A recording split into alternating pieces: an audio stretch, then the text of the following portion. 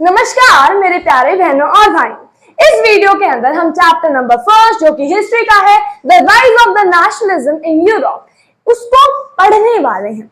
जैसा कि मैं हर वीडियो में कहती हूँ कि हंसी मजाक चलता रहेगा, उसी तरीके से इस वीडियो में भी चलेगा। पर मैं आपको एक बात बता देती हूँ कि जैसे कि इस वीडियो के अंदर, क्योंकि चैप्टर बड़ा है, तो मैं जो हेडिंग्स हैं उनको लेकर कवर करने वाली हूँ और उनके अंदर जो भी है उसको डिटेल से एक्सप्लेन करने वाली हूँ। ये चैप्टर मैंने इसीलिए उठाया क्योंकि मुझे इसकी रिक्वेस्ट आई थी, तो मैं आपको इस चैप्टर के बारे में आज बताने वाली हूँ। ओके, तो अपनी वीडियो को स्टार्ट करते हैं। इससे स्टार्ट करने से पहले मैं आपको ये बता देती हूँ कि जो हेडिंग आपके मतलब जो ड्राइंग बनाई हुई है ना, वो मैंने नहीं बनाई क्योंकि मुझे इतना ज्यादा ड्राइंग करना नहीं आता है। ठीक है, तो मैं आपको वैसे ही बता देती हूँ कि इस ड्राइंग के माध्यम से भाई क्या कहना चाह रहा है। ठीक है, बताना क्या चाह रहा है कि भैया वो, ठीक है। देखिए, सबसे पहले तो आपको ये जानना जरूरी है कि 1848 के अंदर जो फेडरिक सोर्यू है, ठीक है, जो फेडरिक सोर्यू है, उन्होंने क्या किया था, उन्होंने ये ड्राइंग बनाई थी। ठीक है, what is the name of the drawing? इस ड्राइंग का नाम है the pact between nation. The pact between nation, इस जो ये हमारी ड्राइंग थी उसका नाम है। ठीक है, अब देखिए, सबसे पहले तो जो ड्राइंग है उसमें बनाया क्या हुआ है, एक लेडी है, वो स्टैच्यू ऑफ लिबर्टी है, स्टैच्यू ऑफ लिबर्टी। ठीक है, उन्होंने अपने एक हाथ में तो क्या लिया हुआ है, एक हाथ में इन दिस वे उन्होंने टॉर्च ली हुई है। क्या ली हुई है? टॉर्च ली हुई है। ठीक है, टॉर्च ली हुई है जिसका मतलब जो दिखा रही है कि भैया लोगों को सही रास्ता दिखा रही है। ठीक है, उसके बाद जो दूसरा हाथ है, उन्होंने उसमें ह्यूमन के जो राइट्स हैं उनके बारे में बताया है कि ह्यूमंस के ये अधिकार होते हैं। ठीक है, उसके बारे में बताया गया है। और क्या बताया गया है, और जो आगे आपने देखा होगा कि ड्राइंग बन रही है, उसके आगे थोड़े से ताज वगैरह बिखरे हुए हैं। उसका मतलब क्या हुआ?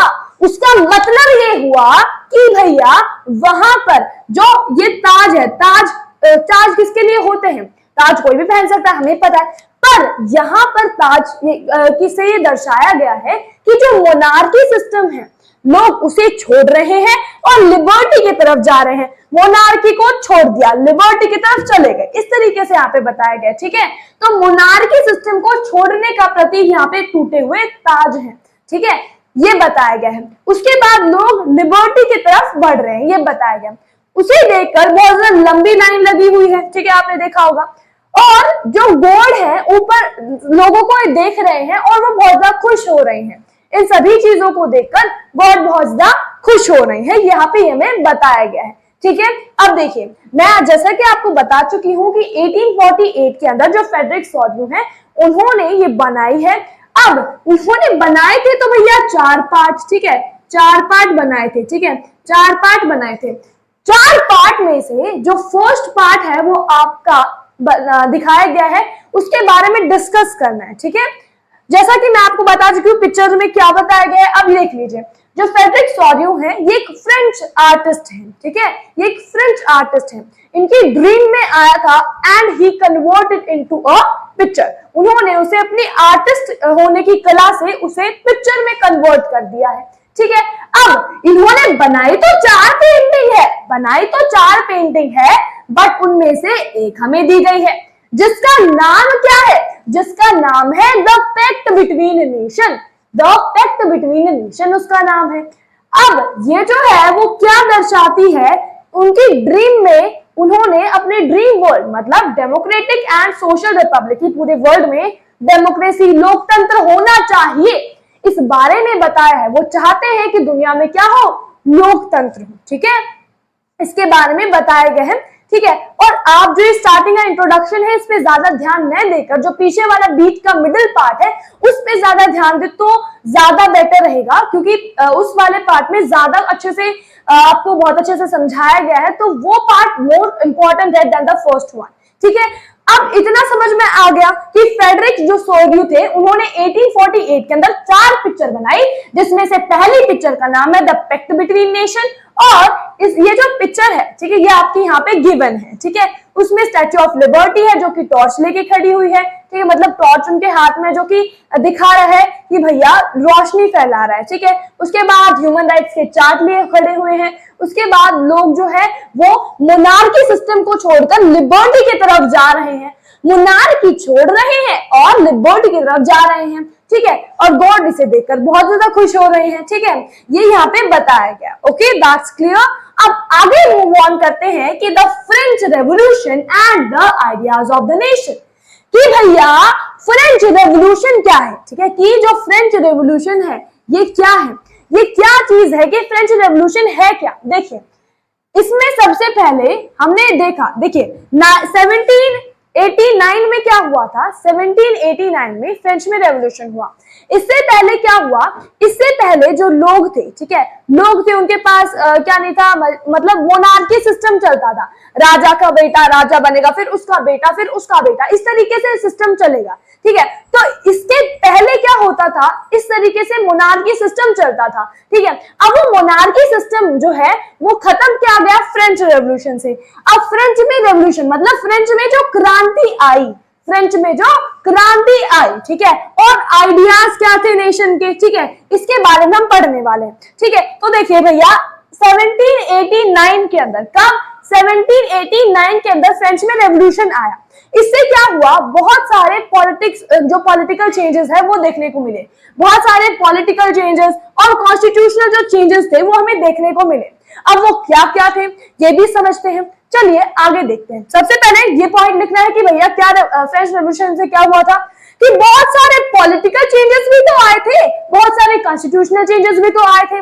नेक्स्ट क्या है, power transfer from monarchy to the sovereignty, मतलब जो पावर मोनार्की के पास थी, मोनार्की मतलब जो तानाशाह थे, मैं ही राजा हूं, वो जो सिस्टम था वो खत्म हो गया। और कॉमन सिटीजन, हम कॉमन सिटीजन हैं जी, हमारे पास कोई अधिकार नहीं होते, पर अब तुम्हारे पास अधिकार होंगे। हाँ, धन्यवाद आपका, आपने जो हमें अधिकार दिए, धन्यवाद, ठीक है। तो उन्होंने क्या किया, मोनार्की सिस्टम को तो खत्म किया और सोवर्जिनिटी, सोवर्जिनिटी मतलब जो कॉमन सिटीजन है उनके हाथ में पावर जो है वो आ गई थी। पावर किसके हाथ में आई, पावर मेरे हाथ में नहीं आई, जो वहां के जो सिटीजन्स थे, ठीक है, जो फ्रेंच के सिटीजन्स थे उनके हाथ में पावर आई, और जो मोनार्की सिस्टम था वो खत्म हो गया, तानाशाही खत्म हुई, और क्या हुआ, और जो सोवर्जिनिटी थी वो आ गई। सोवर्जिनिटी मतलब कि जो कॉमन सिटीजन्स है उनके हाथों में पावर आ गई, हाथों में पावर आ गई, ठीक है। अब नेक्स्ट पार्ट पर चलते हैं। नेक्स्ट पार्ट में क्या है, मैनी मेजर्स, ठीक है, एंड प्रैक्टिसेस आर अडॉप्टेड, बहुत सारे मेजर्स और जो प्रैक्टिसेस है वो अडॉप्ट की गई। क्यों की गई ये देखिए, to create collective identity among the French people. अब देखिए इसका मतलब क्या हुआ, इसका मतलब ये हुआ कि बहुत सारे मेजर्स जो है, मतलब बहुत सारे तौर तरीके, ठीक है, बहुत सारी प्रैक्टिसेस की गई। किसके लिए प्रैक्टिसेस की गई, बहुत सारे तौर तरीके आए, ठीक है, बहुत सारी जो प्रैक्टिसेस हैं वो की गई ताकि क्या अडॉप्ट किया जा सके, ताकि कलेक्टिव क्या आइडेंटिटी जो है उसे अडॉप्ट किया जा सके, ठीक है। बहुत सारी प्रैक्टिसेस और मेजर्स अपनाए गए, अडॉप्ट किए गए ताकि क्या किया जा सके, कलेक्टिव आइडेंटिटी जो है, ठीक है, कलेक्टिव आइडेंटिटी जो है उसे क्रिएट किया जा सके, मतलब लोगों के बीच में यूनिटी को क्रिएट किया जा सके ज्यादा से ज्यादा, ठीक है, अमंग द फ्रेंच पीपल, ठीक है, फ्रेंच पीपल। और जो ला पैट्री है और जो लियो सिटीजन है, ठीक है, इसमें मतलब इसका मतलब क्या होता है, लो पैट्री मतलब होता है कि जो फादरलैंड है वो होता है। उसके बाद लियो सिटीजन, सिटोन, इसका मतलब क्या होता है, लियो सिटोन, इसका मतलब क्या होता है, इसका मतलब होता है सिटीजन, ठीक है, मतलब सभी लोग एक समान है, कोई ज्यादा बड़ा नहीं है, कोई ज्यादा छोटा नहीं है, ये बताने का मतलब था, मेन मोटिव ये था, ठीक है। यदि आपको ये नाम याद नहीं होते हैं ना, मेरी तरह आप भी कंफ्यूज होते हैं इनमें, ठीक है, प्रोनाउंसिएशन थोड़े से इसमें कंफ्यूज हो जाते, किसे कैसे प्रोनाउंस करें, तो आप सिंपल सा याद रख सकते हैं कि ला पैट्री, इसका मतलब क्या होता है, इसका मतलब होता है फादरलैंड, ठीक है। लियो सिटोन, इसका मतलब क्या होता है, इसका मतलब होता है सिटीजन, ठीक है। ये दोनों मेजर्स जो है इन दोनों के बीच में अडॉप्ट किए गए, ठीक है, समझ में आ गया कि बहुत सारी प्रैक्टिसेस की गई ताकि जो कलेक्टिव आइडेंटिटी है उसे क्रिएट कर सके। ये समझ लो बस कि भैया कलेक्टिव आइडेंटिटी को क्रिएट करने के लिए बहुत सारे मेजर्स और बहुत सारी प्रैक्टिसेस की गई थी, ठीक है, समझ में आया। अब अगले पार्ट पर चलो। अगले पार्ट में बताया गया है कि थ्री कलर का फ्लैग, ट्राई कलर फ्लैग जो है वो चूज किया गया फ्रेंच के लिए। मतलब जो पुराना फ्लैग था वो तो हट गया और जो नया फ्लैग था उसे अपनाया गया। और जो कौन सा कैसे था, मतलब थ्री कलर का फ्लैग था, जैसे कि ये रेड हो गया, ये व्हाइट हो गया और ये ब्लू हो गया, इस तरीके का ट्राई कलर फ्लैग, ठीक है, वहां पे अपना लिया गया, मतलब चूज किया गया। उसके बाद एक और बात है कि जो फ्रेंच लैंग्वेज थी ना, फ्रेंच जो लैंग्वेज थी वो वहां की लैंग्वेज जो है नेशनल लैंग्वेज कंसीडर कर ली गई थी। The French language is consider as a national language of the country, ठीक है। नेक्स्ट पार्ट पर चलिए। नेक्स्ट पार्ट में बताया गया है द न्यू, जो नया नेशनल एंथम था, ठीक है, national anthem compose and auth taken. Oh okay, नया नेशनल एंथम मतलब नया नेशनल एंथम बनाया गया और शपथ ली गई, जैसे हम हर रोज शपथ लेते हैं ऐसे करके, उसी तरीके से बहुत ज्यादा शपथ ली गई और नेशनल एंथम भी बनाया गया, ठीक है। बहुत ज्यादा नेशनल एंथम जो है मतलब शपथ ली गई और नेशनल एंथम जो है उसे कंपोज किया गया। इतना समझ में आ रहा है? कहीं भी डाउट हो तो कमेंट्स में मुझे जरूर बताना, ठीक है। उसके बाद क्या कह रहे हैं, state general was elected and rename national assembly. State general को इलेक्ट किया गया, मतलब जो कॉमन पीपल थे वहां के, उन्होंने क्या किया, स्टेट जनरल को इलेक्ट किया गया, वाज इलेक्टेड, और उसका जो नाम था स्टेट जनरल वाज रीनेम, उसे रीनेम कर दिया गया नेशनल असेंबली, ठीक है। जो स्टेट जनरल था उसे नेशनल असेंबली से रीनेम, मतलब उसका नाम चेंज करके नेशनल असेंबली उसका नाम रख दिया गया, ठीक है। ये समझ में आया? अब नेक्स्ट कहता है the international custom duties and due were abolished. इसका मतलब क्या हुआ कि जो भी इंटरनेशनल कस्टम और जो ड्यूटीज थी, ठीक है, मतलब जो ट्रांसपोर्ट करने में जो भी प्रॉब्लम्स आती थी ना, ठीक है, यहाँ पे यही बताया गया कि जो इंटरनेशनल कस्टम ड्यूटीज थी, ठीक है, और जो ड्यूज थे वो अबॉलिश कर दिए गए, ठीक है। जो भी बेफालतू की जो टैक्सेस वगैरह लग रहे थे, ठीक है, उन्हें क्या कर दिया गया, उन्हें अबॉलिश कर दिया गया, खत्म कर दिया गया, ठीक है। जो इंटरनेशनल ड्यूटीज थी, ठीक है, इंटरनेशनल कस्टम ड्यूटीज थी और जो ड्यू थे बेफालतू के टैक्सेस लग रहे थे, उन्हें भी क्या कर दिया गया, खत्म कर दिया गया, ठीक है। उसके बाद क्या बता रहा है, उसके बाद बता रहा है एक uniform system of weights and measures was adopted, मतलब एक यूनिफॉर्म सिस्टम अडॉप्ट किया गया, ठीक है, जिसमें कि जो वेट है, ठीक है, और जो क्या है, वेट और मेजर, ठीक है, वेट एंड मेजर, ठीक है, यूनिफॉर्म सिस्टम अडॉप्ट किया गया कि भैया जब भी आप वेट करेंगे तो ये स्टैंडर्ड यूनिट होगी, ठीक है, आप जब भी किसी चीज को मेजर करेंगे तो ये स्टैंडर्ड यूनिट होगी, ठीक है। इस तरीके से कर दिया गया। वेट और मेजर करने कोई भी चीज है, ठीक है, जैसे हम कपड़ा नाप के लेके आते हैं, ठीक है, तो वो जो कपड़ा है ये टी शर्ट नाप के नहीं लेके आते, हम लेके आते हैं, जैसे कोई थान का कपड़ा है, ठीक है, उसे लेके आते हैं तो मेजर करके लेके आते हैं, एक स्टैंडर्ड यूनिट उसे मेजर करने की इतना मीटर, ठीक है। तो उसी तरीके से यहाँ पे बताया गया कि जो वेट है उसकी एक स्पेसिफिक जो वैल्यू है वो रखी गई और जो मेजर है उसकी भी एक स्पेसिफिक जो स्टैंडर्ड यूनिट है वो रख दी गई, ठीक है। उसके बाद क्या बताया गया, इतना ओके, इतना बताया गया। अब इस सारे को रिवाइज करवा देती हूँ। क्या हुआ था, एक पिक्चर बनाई गई थी किसके द्वारा, फ्रेडरिक सोरियो के द्वारा बनाई गई थी, 1848 के अंदर बनाई गई थी। ये क्या था, एक फ्रेंच आर्टिस्ट थे, इन्होंने क्या किया था, इन्होंने 4 पेंटिंग बनाई थी जिसमें से एक पेंटिंग हमें गिवन है और वो जो एक पेंटिंग है उसका नाम है पैक्ट ऑफ नेशन, ठीक है, जो हमें बताती है कि हमें डेमोक्रेटिक और क्या करना चाहिए, सोशल रिपब्लिक ऐसा वर्ल्ड बनाना चाहिए, मतलब लोकतंत्र देश बनाना चाहिए। उसके बाद क्या बताया गया है, उसके बाद बताया गया है फ्रेंच रेवोल्यूशन के बारे में कि भैया फ्रेंच रेवोल्यूशन क्या है। सबसे पहले जब फ्रेंच में रेवोल्यूशन नहीं था तो मोनार्की सिस्टम चलता था, राजा का बेटा ही राजा बनेगा, किसी को ज्यादा कुछ राइट्स भी नहीं थे। उसके बाद क्या हुआ, उसके बाद जब फ्रेंच में कब रेवोल्यूशन आया था, ठीक है, 1789 के अंदर, ये लिख रहा 1789 के अंदर जब फ्रेंच के अंदर रेवोल्यूशन आया तो क्या हुआ, जब फ्रेंच के अंदर रेवोल्यूशन आया तो वहां पे बहुत सारे चेंजमेंट हुए। वो चेंजमेंट्स क्या थे कि बहुत सारे जो पॉलिटिकल और जो कॉन्स्टिट्यूशनल चेंजेस हैं वो किए गए, पॉलिटिकल एंड कॉन्स्टिट्यूशनल चेंजेस, ठीक है, जो है वो किए गए बहुत सारे। उसके बाद जो पावर है, ठीक है, जो पावर थी, जो मोनार्क सिस्टम था उसको कन्वर्ट करके सोवर्जेनिटी में, मतलब जो मोनार्की सिस्टम था ना, राजा तानाशाह, उसकी पावर को खत्म करके जो सिटीजन है उनके हाथ में पावर दे दिए, ये पावर है, मेरे हाथ में पावर है, पावर दे दिए, ठीक है, समझ में आया। उसके बाद बहुत सारे मेजर्स जो हैं, ठीक है, मेजर्स तौर तरीके, बहुत सारे मेजर्स और जो प्रैक्टिसेस हैं वो अडॉप्ट की गई ताकि हम कलेक्टिव आइडेंटिटी बना सके कि भैया ये हमारा नेशन है, हमें आराम से मिलजुल के रहना है, ठीक है, कलेक्टिव आइडेंटिटी लोगों के बीच में बनाई गई, ठीक है। उसके बाद 3 कलर का जो फ्लैग है वो बनाया गया था, ठीक है, और जो पुराना फ्लैग है उसे रिप्लेस कर दिया गया था।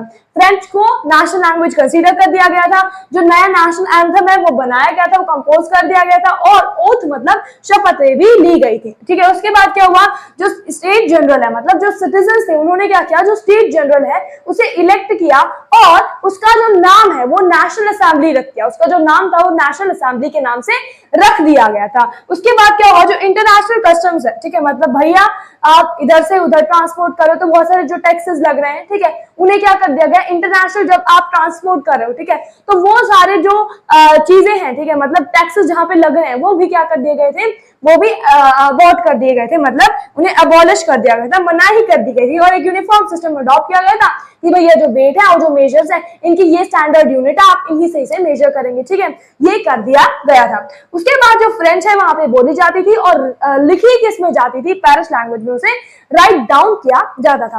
अब हम आगे का जो पार्ट है उसका वो देखने वाले हैं, वो कवर करने वाले हैं।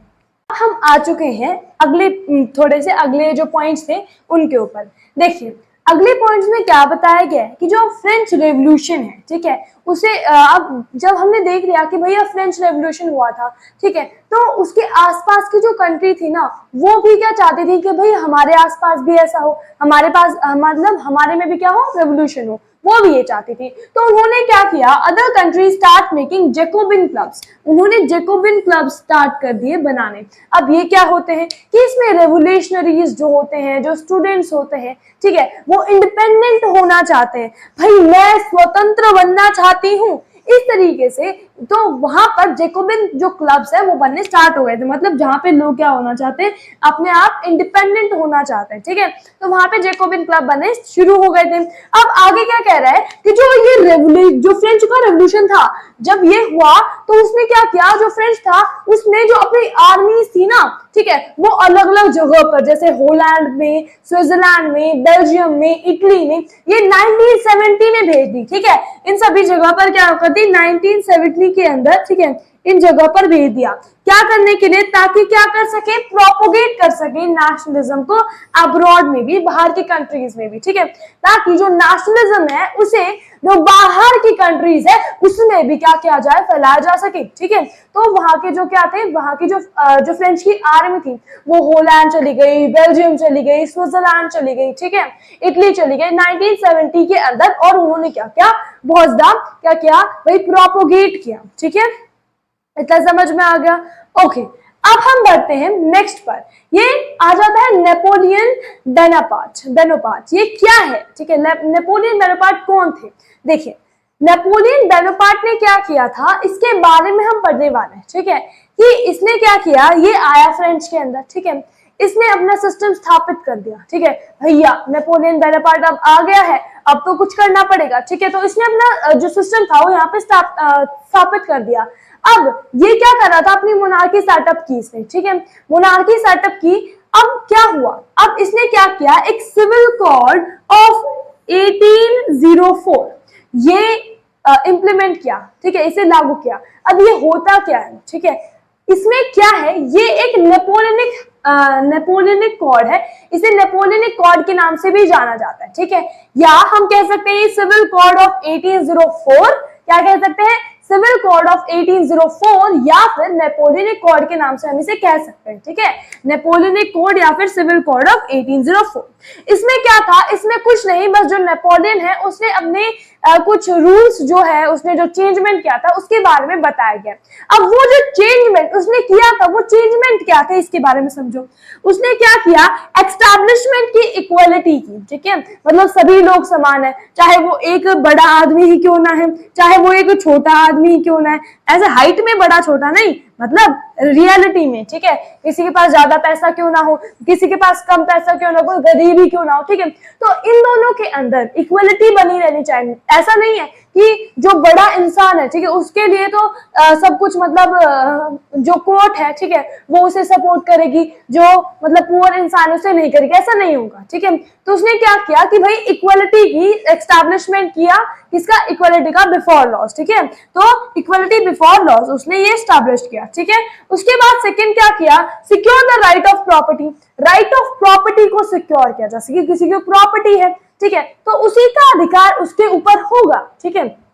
जैसे कि मानिए यदि मान लो किसी इंसान की प्रॉपर्टी है, ठीक है, यदि मान लो ये किसी इंसान की प्रॉपर्टी है, इस इंसान की प्रॉपर्टी है, ठीक है, ये इतना ज्यादा अच्छा मतलब अच्छा इंसान बहुत है पर इतना ज्यादा अमीर नहीं है, ठीक है, तो हम लगा लेते हैं कि क्या है, एक मीडियम, ठीक है, ठीक है, ये एक मिडिल क्लास फैमिली से आता है, ठीक है, हम मान लेते हैं एक मिडिल क्लास फैमिली का है जिसके पास ये लैंड है, ठीक है, तो अब ये जो लैंड है ना ये इसी का होगा। अब कोई फेडरल लॉ आगे कहता है कि भैया ये मेरा लैंड है, तो ऐसा नहीं होगा, तो इसने क्या किया, इसने secure the right of property, मतलब जो प्रॉपर्टी का राइट है वो इनको दिला दिया कि भैया ये तुम्हारी प्रॉपर्टी है, तुमसे ये जो प्रॉपर्टी है तुम्हारी वो कोई भी नहीं खरीद सकता है, उसने ऐसा करवाया, ठीक है। फर्स्ट इसने क्या किया, भैया सभी समान इक्वल है, ठीक है, चाहे वो फेडरल लॉर्ड हो, चाहे वो चर्च का कोई भी मतलब चर्च का पर्सन हो, ठीक है, प्रिस्ट हो, तो उसे उतने ही राइट मिल रहे हैं जितने कि एक पुअर इंसान को मिलेंगे, ठीक है, मतलब दोनों के सबके राइट्स क्या होंगे, इक्वल होंगे, ठीक है, तो इक्वल बिफोर लॉज कर दिए सब, ठीक है। सेकंड क्या किया, एंश्योर द जो प्रॉपर्टी थी उसे एंश्योर किया, ठीक है, राइट टू प्रॉपर्टी जो है उसे एंश्योर किया गया, भैया तेरी प्रॉपर्टी है तो तेरी प्रॉपर्टी है, मेरी प्रॉपर्टी नहीं हो सकती है। और क्या किया, एबॉलिश्ड फेडरल सिस्टम, जो फेडरल सिस्टम था उसे एबॉलिश किया। फेडरल सिस्टम क्या होता है, पहले क्या होता था, फेडरल लॉर्ड्स होते थे, फेडरल लॉर्ड्स मतलब जो किंग्स के साथ रहते थे ना वो फेडरल लॉर्ड्स थे, ठीक है। अब वो जो फेडरल लॉर्ड्स हैं वो क्या करते थे, वो जो कम मतलब जो पीजेंट्स होते थे, ठीक है, उनसे क्या कर रहे थे, उनकी जो जमीन है उसमें जो अनाज पैदा होता था ना उसे ले लेते थे और जितना भी बेनिफिट है वो खुद कमाते थे, ठीक है, पीजेंट्स को नहीं देते थे। तो इस वजह से उसने क्या किया, एबॉलिश मतलब खत्म कर दिया, क्या खत्म कर दिया, जो फेडरल सिस्टम था कि भैया फेडरल लॉर्ड सब कुछ ले जाएगा, ये जो सिस्टम था उसे भी खत्म कर दिया, ठीक है। उसके बाद क्या किया, एंड फ्री पीजेंट, ठीक है, और जो पीजेंट्स थे उन्हें स्लेवरी से मतलब जो गुलामी वो करते थे, ठीक है, उससे क्या किया, आजाद करवाया। जो गुलामी पीजेंट जैसे किसान है, ठीक है, किसान जो गुलामी कर रहे हैं, जो स्लेवरी कर रहे हैं, उनसे उसे आजाद करवाया, ठीक है, फ्रॉम सर्डम एंड जो मेनोरियल ड्यूज थे, ठीक है, और जो सर्डम और जो मेनोरियल ड्यूज थे उनसे भी जो किसान था उसे आजाद करवाया, ठीक है। तो सबसे पहले क्या किया, इसने जो फेडरल मतलब जो भी जैसे कि जो पीजेंट है, ठीक है, वो स्लेवरी के अंडर है, ठीक है, तो उस स्लेवरी से भी उसे क्या किया, उसे आजाद करवाया कि भैया जो पीजेंट है वो स्लेवरी में नहीं रहेगा, ठीक है, उसने क्या किया, उसे आजाद करवाया। उसके बाद नीचे कह रहा है गिल्ड रिस्ट्रिक्शंस वर रिमूव। गिल्ड रिस्ट्रिक्शन मतलब जो भी ट्रेड में जो रिस्ट्रिक्शन होती थी, ठीक है, जैसे ट्रेड करें एक जगह से दूसरी जगह ट्रेड करें, तो इसमें जो रिस्ट्रिक्शन है, जो भी बाधाएं हो रही हैं उन सभी बाधाओं को खत्म करवा दिया, ठीक है, जितने भी बाधाएं हो रही है ना वो बाधाएं नहीं होगी, उन सभी बाधाओं को खत्म कर दिया है। उसके बाद जो ट्रांसपोर्ट और जो कम्युनिकेशन सिस्टम था वो इम्पोज कर दिया गया, ट्रांसपोर्ट और कम्युनिकेशन सिस्टम उन पर लगा दिया गया, ठीक है, ट्रांसपोर्ट भी होगा एक जगह से दूसरी जगह और कम्युनिकेशन बातचीत भी होती रहेगी, ठीक है। तो ये अब इन सभी चीजें उसने अच्छी करी, ठीक है। अब सब जो लोग थे ना वो सोच रहे थे अरे कितना अच्छा नेपोलियन बोनापार्ट, अरे कितना अच्छा इंसान है, अब सब ये सोच रहे थे, पर सबको क्या पता इसका पेट कितना काला है, ये क्या कर रहा है, ये क्या समझा रहा है, ठीक है, मतलब क्या करना चाह रहा है ये, ठीक है। तो जो जितने भी लोग थे ना वो तो ये सोच रहे थे, उनके मन में इनके लिए प्यार उमड़ आया, भैया ये कितना अच्छा इंसान है, देखो हमारे लिए कितना सब कुछ कर रहा है। आसपास की जो कंट्रीज थी जैसे कि होलैंड हो गया, बेल्जियम हो गया और जो स्विट्जरलैंड थी, ये भी क्या करती थी, जब वो जाता था तो उसका स्वागत करती थी, अरे ये कितना अच्छा इंसान है, ठीक है, हमारे यहाँ पे मोनार्की खत्म कर देगा, ठीक है, मतलब डिक्टेटरशिप तो खुद कर रहा था पर लोगों को पता नहीं चल रहा था डिक्टेटरशिप कर रहा है, ठीक है। अब इसका असली रूप सामने आया, ठीक है, क्या सामने आया, किसने क्या किया, पॉलिटिशियन जो फ्रीडम थे ना, ठीक है, पॉलिटिकल जो फ्रीडम्स थे वो सिटीजन्स को नहीं दिए, ठीक है, पॉलिटिकल फ्रीडम्स नहीं दिए सिटीजन्स को। अब हमारे पास यदि पॉलिटिकल फ्रीडम नहीं होगी, ठीक है, पॉलिटिकल फ्रीडम ही नहीं है, तो मतलब इसका मतलब ये हुआ कि भैया मोनार्की सरकार है।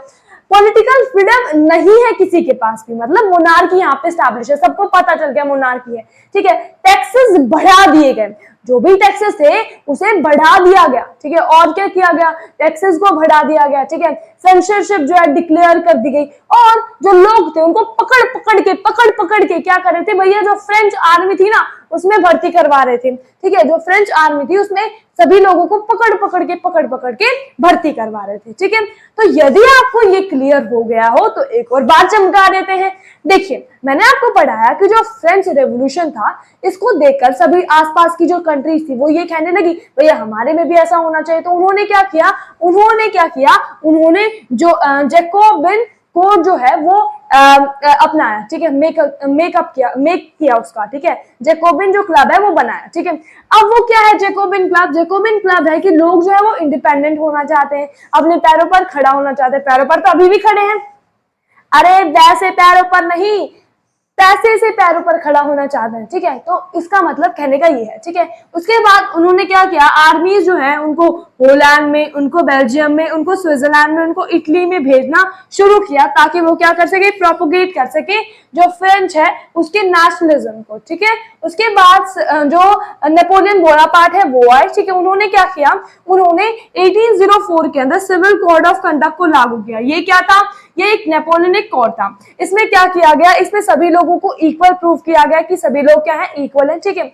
राइट टू प्रॉपर्टी दिया गया इसके अंदर, ठीक है। और क्या किया गया भैया, यहाँ पे फेडरल सिस्टम जो है उसे एबॉलिश किया गया कि फेडरल सिस्टम यहाँ पे नहीं चलेगा। स्लेवरी जो है उसे भी खत्म किया गया। उसके बाद जो एक जगह से दूसरी जगह जो ट्रांसपोर्ट सिस्टम था, ठीक है, उसमें जो भी बाधाएं आती थी उन्हें बैन कर दिया गया, ठीक है, मतलब बंद कर दिया गया। बाधाएं जो है वो अब नहीं आएगी, वो उन्हें हटा दिया गया। और जो ट्रांसपोर्ट और जो कम्युनिकेशन फैसिलिटी थी वो भी शुरू कर दी गई। अब लोगों को पता चला कि ये तो बहुत अच्छा है, ठीक है। फिर लोग इसके बारे में अच्छा सोचने लगे, जहां भी जाता था इसकी बहुत तारीफ होती थी, ठीक है। फिर ये स्विट्जरलैंड में गया, हॉलैंड में गया, बेल्जियम में गया, इसकी बहुत ज्यादा तारीफ हुई। लोग इसकी जो आर्मी थी उसका बहुत ज्यादा स्वागत करते थे। अब पर जब पता चला कि भैया ये तो अच्छा इंसान नहीं है, क्यों, क्योंकि यहाँ पे पॉलिटिकल फ्रीडम लोगों को नहीं दे रहा है और टैक्सेस को भी बढ़ा दिया है और सेंसरशिप हो रही है, और जो फोर्सफुली क्या कर रहा है, लोगों को किस में डाला है, आर्मी में धकेल रहा है, ठीक है। तो इस वजह से जो लोग हैं वो इससे नाराज हो गए और जो लोग थे वो इससे हेट करने लगे, इसे मतलब बुरा भला कहने लगे, ठीक है। तो ये जो है वो खत्म होता है, ठीक है। हमने ये पढ़ लिया। अब क्या करना है, अब हमें देखना है अपना क्विज टाइम, ठीक है। तो चलिए देखे जरा किसने कितना पढ़ा। अब हम आ जाते हैं अपने क्विज टाइम पर, और इसमें हम देखते हैं कि भैया हमें एक क्वेश्चन के लिए मिलते हैं 5 सेकंड, ठीक है। और आप 5 सेकंड के बाद अपना आंसर बता दीजिएगा। आपका जो आंसर होगा वो आपको पता चल जाएगा, मैं भी इसको साथ साथ करती रहूंगी, ठीक है। ओके, चलिए शुरू करते हैं। First question, when Frederick Soryu prepared a series of 4 prints। आपको क्वेश्चन समझ में आया कि जो फेडरिक सॉर्यू थे उन्होंने सीरीज ऑफ 4 प्रिंट्स का प्रिंट प्रिपेयर किया था, ठीक है। तो फर्स्ट ऑप्शन है 1847, सेकंड ऑप्शन है 1879, थर्ड ऑप्शन है 1848, फोर्थ ऑप्शन है 1897, ठीक है। तो आपका टाइम शुरू होता है अब। 1 2 3 4 5, आपका टाइम खत्म होता है। इसका जो सही आंसर है वो ये है, ठीक है। 1848 के अंदर जो फेडरिक सॉर्यू थे उन्होंने इसे प्रिपेयर किया था। अब नेक्स्ट पार्ट पर चलते हैं। फ्रेंच रेवोल्यूशन कब हुआ था? French revolution took place in, first option 1789, second option 1749, third option 1799, fourth option 1769। Okay, 1 2 3 4 5, आपका टाइम खत्म होता है। इसका सही आंसर ये है। Okay, 1789 is the correct answer. Okay, French revolution के बारे में हमें इसे बताना था। अब आता है civil code of 1804 was usually known as, इसे यूजुअली क्या कहा जाता है? Frederick Soryukov, second both A and B, A मतलब first and third, Napoleonic Code, fourth none of these. इसे क्या कहा जाता है आप बताइए। आपका टाइम शुरू होता है अब। 1 2 3 4 5। आपका टाइम खत्म होता है। अब इसका सही आंसर है भैया नेपोलियनिक कोड। अब आपके रिजल्ट की तरफ चलते हैं। ओके, धक धक धक धक नहीं हो रहा, रिजल्ट ही तो है। जो स्कूल का रिजल्ट आता है जब बड़ा धक धक होता है। कोई नहीं हो रहा, नहीं हो रहा। हाँ, मेरे भी नहीं होता, हमें क्या रिजल्ट से लेना। ओके, थर्ड, यदि आपके तीनों क्वेश्चन करेक्ट, क्योंकि मैंने 3 ही क्वेश्चन इसीलिए दिए हैं क्योंकि इतना ज्यादा मतलब हमने पढ़ा नहीं है, तो मेन 3 क्वेश्चन ही मुझे लग रहा था ऐसे हैं, ठीक है, तो मैंने वो ये आपसे ही पूछ लिए। तो यदि आपके तीनों क्वेश्चन सही है तो आपको 3 स्टार मिलते हैं, और आपको मैं बहुत ज्यादा अप्रिशिएट करती हूँ कि आपने इस वीडियो को कंप्लीटली अच्छे तरीके से देखा। अब नेक्स्ट पर चलते हैं। यदि आपको 2 सही मिलते हैं तो आपको 2 रेड स्टार्स मिलते हैं, जो कि बहुत अच्छी बात है भैया। कुछ न करने से तो कुछ करना ही बेहतर होता है, ठीक है। उसके बाद यदि आपको 1 स्टार मिलता है जो कि ब्लू स्टार है, तो all is well, don't take any tension. Video को दोबारा रिपीट करके देखिए, आपको गारंटी के साथ ही दोबारा अच्छे से आ जाएगा। उसके बाद यदि आपके एक भी ठीक नहीं है तो हार्ड वर्क इज वाइटल, ये बहुत ज्यादा जरूरी है, और आपको वीडियो को दोबारा रिवाइंड करके देखना बहुत ज्यादा जरूरी है। इस चैनल पर इसी तरीके से मजेदार हंसी मजाक के साथ वीडियो अपलोड होते रहेंगे। इस वीडियो में थोड़ा हंसी मजाक इसलिए कम हुआ क्योंकि इसमें थोड़ा सा स्टार्टिंग में सीरियस होना पड़ता है, और थोड़ा सा मिडल में हम थोड़ी गड़बड़ कर देते हैं, ठीक है। मतलब मिडल में जो है ज्यादा इंपॉर्टेंट पार्ट है, तो मुझे ऐसा लगा कि आप स्टार्टिंग में बोर ना होके मिडल में ज्यादा बोर होंगे, इसीलिए मैंने यहाँ पे कुछ जोक वगैरह नहीं सुनाया। तो अब जब हम नेक्स्ट पार्ट पर बढ़ेंगे तो उसमें जोक आपको जरूर सुनने को मिलेंगे। धन्यवाद।